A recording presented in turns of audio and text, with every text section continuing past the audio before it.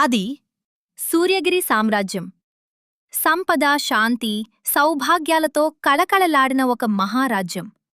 ఆయన వారసుడు ధైర్యానికి ప్రతిరూపం, వినయానికి నిదర్శనం. అర్జునవర్మ ధర్మం కోసం తన జీవితాన్ని అంకితం చేసిన యువరాజు. అందుకే సూర్యగిరి సామ్రాజ్యంలో ప్రతి హృదయం అర్జునవర్మనే తన ఆశగా చూసేది. సూర్యగిరి సామ్రాజ్యంలో అందం, సౌమ్యత కలిసిన ఒక మృదువైన హృదయముంది. ఆమె మృణాలిని దేవి. చూపుల్లో ప్రేమ, మాటల్లో మౌనం.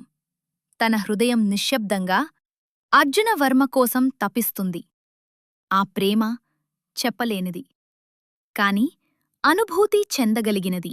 ప్రకాశం చేరని అడవుల లోతుల్లో ఒక చీకటి శక్తి దాగి ఉంది. మనిషి అడుగు కూడా పడని ఆ ప్రదేశంలో భయానికి నివాసంగా మారిన అక్కడ అగ్నిని సాక్షిగా చేసుకుని యజ్ఞాలు కొనసాగుతున్నాయి. ఆ యజ్ఞాల వెనుక ఉన్నాడు లోకానికి తెలియని ఒక శక్తి. అతనే కాళకేతు. మంత్రాలలో మాయ, మాయలో వినాశనం.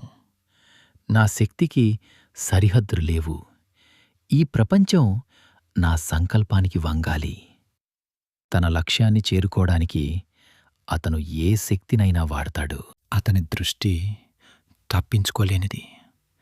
అతని లక్ష్యం సూర్యగిరి సామ్రాజ్యపు వారసుడు అర్జునవర్మ.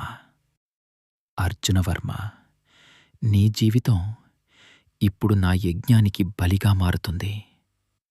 అలా ఒక చీకటి యుద్ధానికి ఆరంభం జరిగింది. రాత్రివేళలో నిశ్శబ్దం. అంతా నిశ్శబ్దంగా ఉంది. అందరూ పడుకునున్నారు. కాళకేతు కోటలోకి వచ్చాడు. అంతటా మాయ, చీకటి వ్యాపించింది. అర్జునవర్మ మాయలో బంధించబడ్డాడు. మాయా శక్తి అతన్ని పూర్తిగా చుట్టుకుంది. మాయా శక్తి అతన్ని పక్షిగా మార్చింది. అర్జునవర్మ తప్పించుకున్నాడు.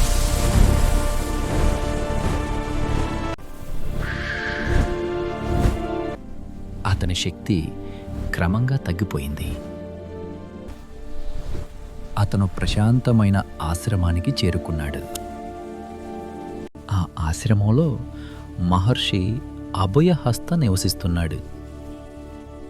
మహర్షి ఆ పక్షిలోని రహస్యాన్ని గ్రహించాడు. మహర్షి కరుణతో అతన్ని తాకాడు. నీవు సాధారణ పక్షి కావు. నీవు అర్జునవర్మవు. యువరాజు అమృతం తాగితే అతని పాత కాళకేతు రూపం మాయలో వస్తుంది. చిక్కుకున్నావు. దాని గురించి నువ్వు అమృతదేవికి వెళ్ళాలి.